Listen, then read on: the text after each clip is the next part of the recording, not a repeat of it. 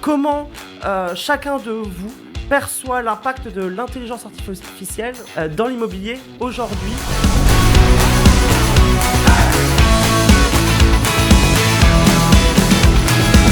Effectivement, aujourd'hui, nous, c'est notre quotidien. C'est-à-dire qu'aujourd'hui, il n'y a pas une journée qui se passe où on n'utilise pas l'IA. On s'en sert à toutes les étapes, aussi bien du compte-rendu de visite que de la recherche. Voilà, j'ai envie de dire que c'est vraiment devenu quelque chose qui fait partie de l'ADN et de tout réseau immobilier aujourd'hui qui veut en tout cas progresser et avancer. On n'a pas le choix. Complètement. Moi, je donnerais 2 points. Le premier, je pense que c'est un bel outil qui permet enfin à l'agent immobilier de faire le métier d'agent immobilier.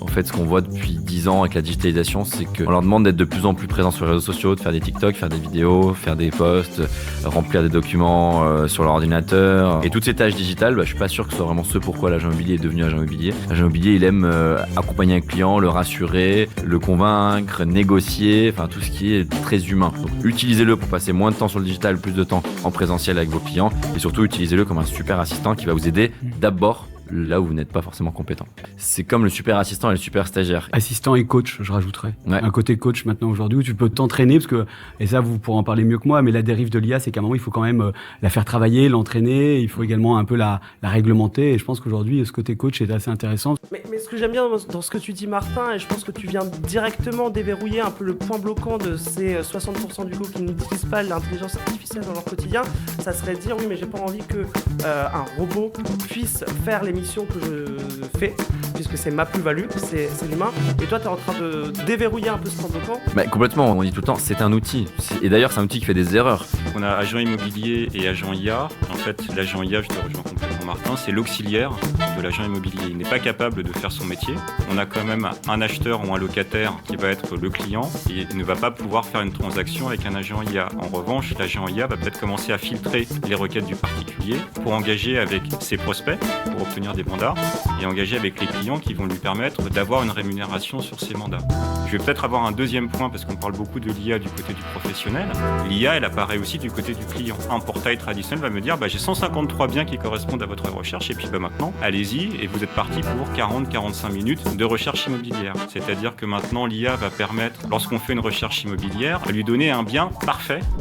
Qu'est-ce que je peux faire concrètement, moi, dans mon quotidien, pour me soulager et pour valoriser l'humain? Toutes les tâches du quotidien qui sont faites sur un ordinateur sont sujettes à être faites avec de l'IA. Oui, mais moi, mon compte-rendu, je le ferai tout seul chez moi. Oui, mais est-ce que 3 minutes après le rendez-vous, tu arrives à envoyer un compte-rendu de 30 lignes structuré en 4 parties avec une to-do à ton interlocuteur? Tu vois, je le faisais la semaine dernière. Tu sors de ta visite, c'est hyper facile. En l'occurrence, tu dis tout ce que tu as vu. Tu reprends également aussi les contraintes qui ont été soulevées. Et ton compte-rendu, il est fait. L'avantage, il est fait à l'instant T à chaud. T'as rien oublié, même en négociation. Tu peux aussi adapter ta réponse, tout simplement. Tu peux mettre le grand corps de ce que tu veux lui dire et tu peux préciser ce que tu as ressenti de ton client en termes d'affinité ou pas pour que le ton qui soit employé soit complètement adapté à la résonance du client que tu auras en face de lui. Un autre usage, c'est aussi la vitrine digitale. Tu fais une vitrine digitale sur toi-même, tu peux lui demander de refaire régulièrement ton profil, de lui donner des caractères en disant je suis fort dans ce secteur, voilà le type de bien que j'arrive à vendre. Tes baromètres aussi. Exactement. Tu peux aussi avoir des baromètres hyper précis où tu peux faire tes estimations en ligne avec des comparables. Là, l'avantage que tu peux avoir, c'est que tu peux aller matcher plus de données, plus d'informations sur beaucoup plus de temps et d'être beaucoup plus précis par rapport à la demande de ton client qui est en face de toi. On a beaucoup parlé des outils d'IA générative, donc tout ce qui va être ChatGPT, Mistral, Autocopilot, etc. Et attention aux avis de valeur, attention à ceux qui veulent faire ça avec ChatGPT, ce n'est pas du tout un outil d'estimation immobilière. Aujourd'hui, évidemment, faire des avis de valeur, ce sont des IA qui tournent derrière, Priceable et compagnie. Gestimo, Cityscan. Cityscan, voilà, tout ça sont des outils qui font les avis de valeur. Ils vont analyser des milliers de données pour vous dire votre bien, il vaut à peu près ça. Donc moi je dirais plutôt utiliser ChatGPT pour ce qu'il est, utiliser un de ces 5 outils pour vous donner une base d'estimation, mais ne cherchez pas la poule aux œufs d'or parce vous ne trouverez jamais un outil qui vous fera une IA qui fait une estimation parfaite. Ça n'existe pas parce qu'entre le matin et le soir, le bien vaut plus le même prix. Donc. Et là l'illustration de l'IA, c'est de dire en fait j'agrège des résultats que moi, agent, je vais lui donner pour lui dire tu me fais la mise en forme. Et j'ai gagné 3 heures de préparation d'un C'est ce qu'on appelait les tâches chronophages. C'était tout simplement dans un premier temps réduire nos tâches chronophages. L'estimation, c'est pas une tâche chronophage, c'est le b.a.-ba de notre métier. Donc je pense qu'il y a des choses sur lesquelles il faut pas aller. Donc là, vous m'avez donné plein de petits tips sur la communication et relations clients, si je puis dire, et prospects d'ailleurs. L'autre point, ça serait pourquoi pas réussir à qualifier les leads, réussir à faire de la qualification. En France, on est dans une juridiction où on a une protection des données du consommateur qui est assez forte. Donc au niveau du profiling, l'IA peut aller très loin. En revanche, il faut rester dans un cadre juridique qui t'assure que tu ne vas pas rentrer dans la vie privée de la personne qui souhaite te contacter. Moi je dis souvent aussi, avant de vouloir qualifier, notamment partie acquéreur, avant de qualifier un lead acquéreur, peut-être qualifier vos mandats déjà. Et j'ai eu plein d'exemples de gens qui m'ont dit en fait, j'ai utilisé l'IA pour beaucoup mieux comprendre mon mandat, j'ai compris beaucoup plus précisément la cible, et après quand j'ai eu des acquéreurs potentiels, j'ai trié beaucoup plus facilement. Sur les agents, vous pouvez vous créer un agent comme ça déjà, un agent de qualificateur de mandat. Mais les agents, donc sur ChatGPT notamment, pour ceux qui ne connaissent pas, ce sont des petits outils qui sont spécialisés sur une tâche. Et tout ça, vous l'avez dit en amont et vous avez juste à lui parler à la fin et lui dire voici toutes les caractéristiques du bien et hop, il vous fait le mail, il vous fait les étoiles, il vous fait tout ça. Je vois beaucoup donc il y a beaucoup d'outils métiers aujourd'hui qui mettent de la génération automatique d'annonces. Nous, on est assez dubitatif là-dessus pour une raison simple, c'est qu'en formation, 100% des gens qui nous disent j'ai de l'IA qui écrit mes annonces sur mon outil métier nous disent je ne l'utilise pas, je reprends le résultat et je l'envoie à ChatGPT. Parce qu'ils veulent mettre leur petite touche, ils veulent mettre leur humour, ils veulent mettre leurs pattes, ils veulent mettre je ne sais quoi, alors que quand ça génère automatiquement, c'est un peu plus froid. Et 100% des gens nous disent vraiment ça. Et là, vous pouvez très bien vous créer un robot qui parle comme vous, qui a lu vos 100 dernières annonces à vous. Et donc maintenant, quand vous allez lui dire tiens, à partir de cet avis de valeur, fais-moi une annonce, il va copier le robot, votre agent, il va copier le style que vous avez mis dans toutes vos autres annonces. Et je prends un exemple que j'aime bien d'une dame qui est mandataire. Et un jour qui m'a dit moi je sors très très vite mes mandats. Dès que j'ai un mandat, je sors très très vite des portails. Les gens aiment bien mes annonces. Et on l'a dit pourquoi. Elle m'a dit en fait à chaque fois que j'écris une annonce, je mets une petite anecdote historique sur la ville et je mets un trait d'humour en lien avec la ville. Donc elle dit pendant 6 mois c'était bien, 1 an, 2 ans c'était bien. Maintenant j'ai plus d'idées. Je commence à arriver à court d'idées sur mes anecdotes. Et elle me dit je vois le taux de clic il est vraiment du simple au double en fonction de ce que j'en mets ou j'en mets pas.